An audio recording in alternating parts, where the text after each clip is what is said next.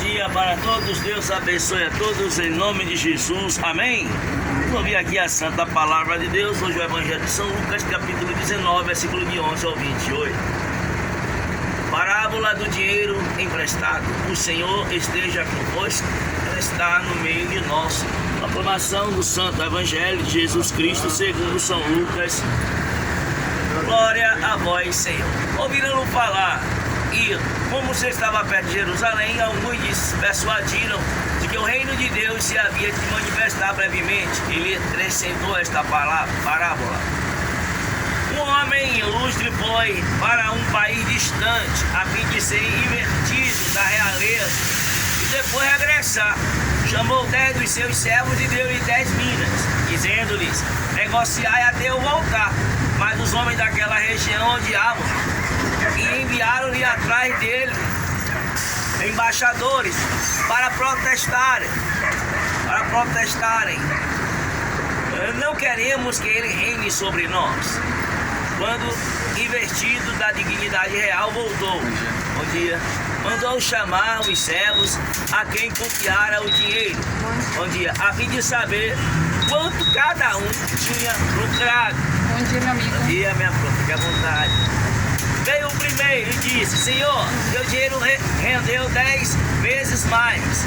Ele lhe disse: muito bem, servo bom, porque foste fiel nas coisas pequenas, um dia receberás o governo de 10 cidades.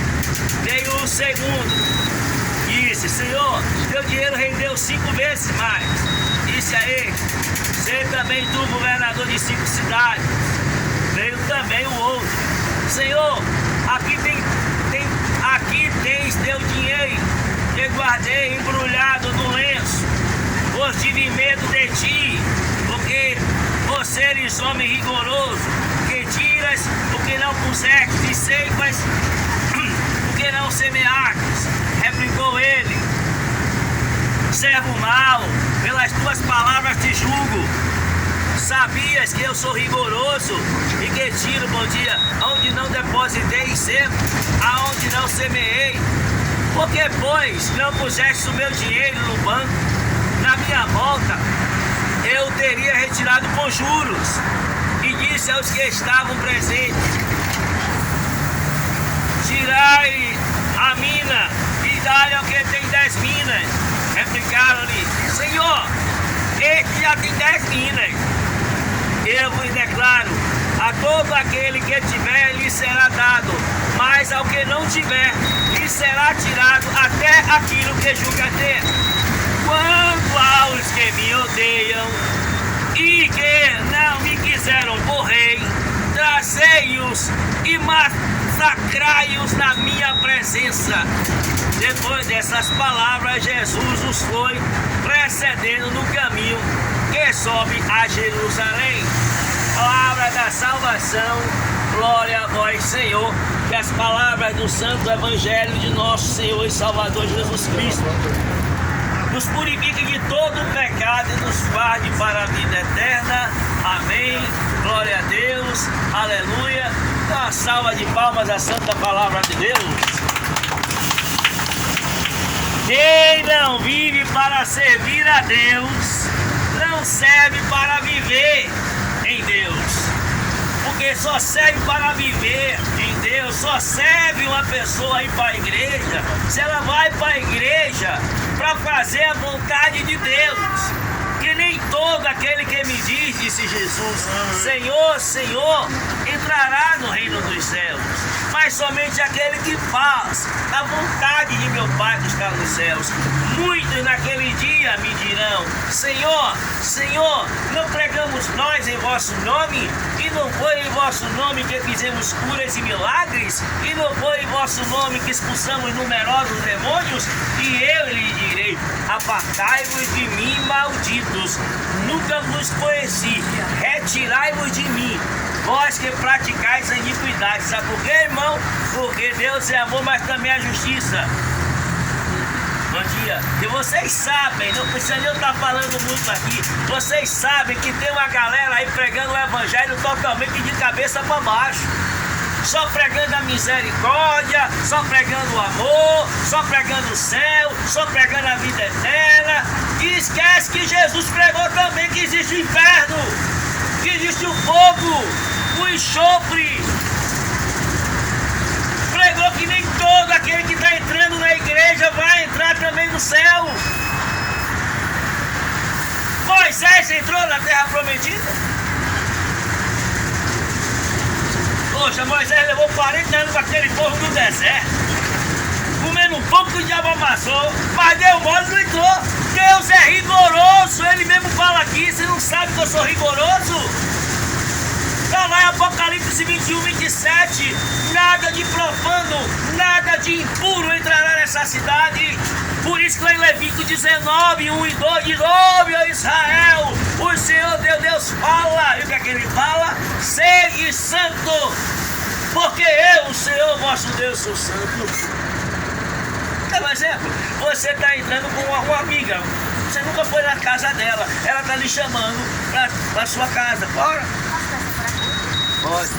Aí na hora de entrar na casa dela, ela, a dona da casa, tira a sandália e entra. Você vai entrar calçado? Você está entendendo?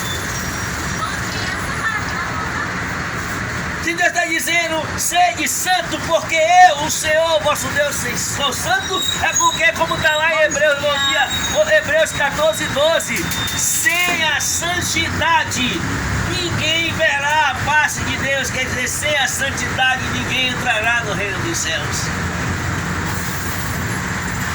Só Jesus Cristo salva, mas para que você salve, para que você faça parte dessa salvação, você tem que fazer também a vontade dele.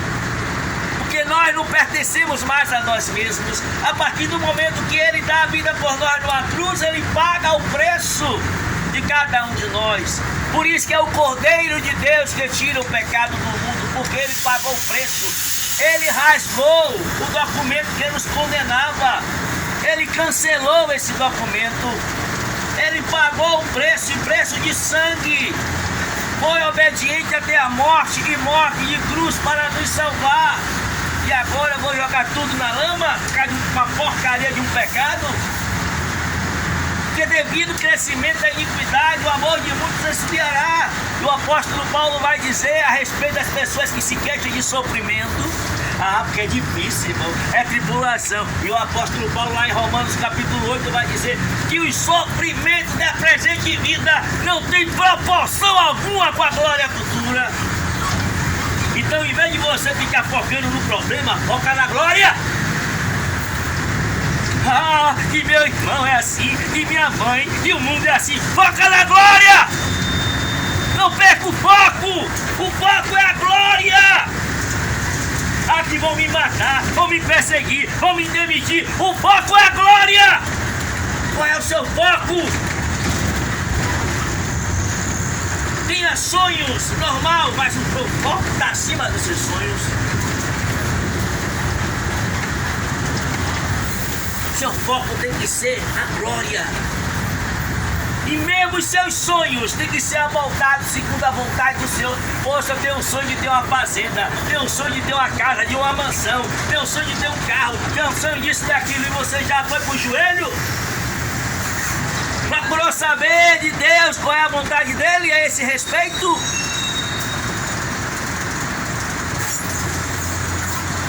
Quantas e quantas vezes o apóstolo Paulo queria ir para tal cidade e Jesus aparecia para ele: não, eu quero que você vá nessa. Está lá em Colossenses 3,17: tudo quanto quiserdes, por obras ou por palavras, fazei-o em nome do Senhor Jesus. Aí você está tendo ele como rei de sua vida. Porque aqui ele vai dizer em Lucas 19, 27, um versículo que eu gosto de usar muito com as pessoas que só querem pregar que Deus é amor, a misericórdia. Jesus vai dizer aqui, ó, Lucas 19, 27, que eu acabei de ler nesse instante aqui, ó: quanto aos que me odeiam e não me quiseram como rei, trazei-os e trucidai-os na minha presença. Sabe o que é isso? Matai com requinte de crueldade. Sabe o que significa? Torture eles até a morte. É Jesus que está dizendo isso. Eu só estou sendo aqui um papagaio. Não estou nem interpretando a palavra de Deus.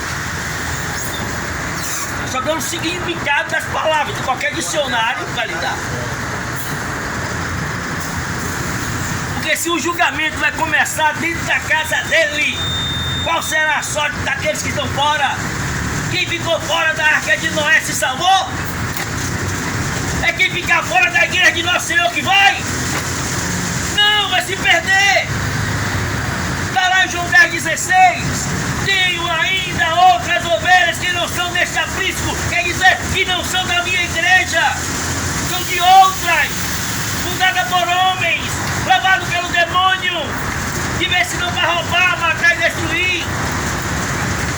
Preciso conduzi-las a esse aprisco, a essa igreja, porque fora desse aprisco você se perde, como se perdeu todo o povo no tempo de Noé, que não queriam entrar na arca e chamaram ele de maluco. Fora da igreja de Cristo não há salvação, porque fora dele não há salvação. Que Jesus não veio só para lhe salvar, ele veio para instaurar a sua igreja no mundo. Está lá em Mateus 16, 18 e 19 e dá autoridade a ela. Pedro, tu és pedra, e sobre esta pedra edificarei a minha igreja. As portas do inferno não prevalecerão contra ela. Porque ele sabia que ia ter muito levante contra a igreja dele. E agora receba a autoridade. Eu te darei as chaves do reino dos céus, que é o Espírito Santo. Aqueles a quem vocês perdoarem os pecados, não vai dizer serão perdoados, só bem vós, mas tudo que tu ligares na terra será ligado nos céus. Tudo que tu desligares na terra será desligado nos céus. Quando é que se confirma isso? Quando ele ressuscita, sopra em nós do Espírito Santo. Olha a chave aí, João 20, 22, 23. Aqueles a quem vocês perdoarem os pecados serão perdoados. E aqueles a quem vocês não perdoarem não serão perdoados. A igreja perdoa na terra, Deus perdoa no céu. E quando Deus perdoa no céu, você é salvo. Mas se a igreja não perdoa na terra, Deus não perdoa no céu. E quando Deus não perdoa no céu, você é condenado. Que está lá em Mateus 6, porque se vós perdoardes aos homens as suas ofensas, o vosso Pai que está nos céus também vos perdoará. Mas se vós não perdoardes aos homens, tampouco o vosso Pai Celestial vos perdoará. Mas quando é que ele faz isso? Quando a igreja também declara, eu não perdoo. Bom dia. Porque a igreja não pode perdoar desde quando a gente não se arrependa. E que moral que tem a igreja? A moral do próprio Cristo. Eu te darei. É Jesus que está dando a sua igreja.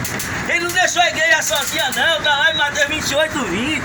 Eis que estarei convosco todos os dias, até o fim do mundo. Por isso que ele diz lá em Mateus 16, 18. As portas do inferno